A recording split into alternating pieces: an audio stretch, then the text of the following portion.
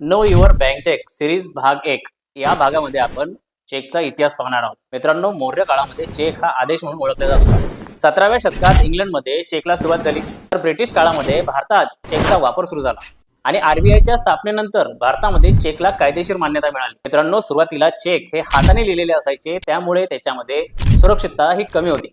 नंतर पुढे छापील चेक आले. यावर अकाउंट नंबर, IFSC नंबर आणि साईन या गोष्टी अनिवार्य होत्या आणि यामुळे सुरक्षिततेमध्ये वाढ झाली. आणि याच्यानंतर MICR चेक आले. या चेकवरती खाली मॅग्नेटिक लाईन्स होत्या. तर मित्रांनो, आज CTS म्हणजे चेक ट्रंकेशन सिस्टम आहे आणि या सिस्टममुळे चेक हा स्कॅन होतो आणि चेकला फिजिकली फिरवण्याची गरज नाही, मूळ चेकला फिरवण्याची गरज नाही. यामुळे क्लिअरिंग आता फास्ट होते, कमी वेळेमध्ये आता चेक क्लिअर होतो. या पहिल्या एपिसोडमध्ये आपण चेकचा इतिहास पाहिलेला आहे.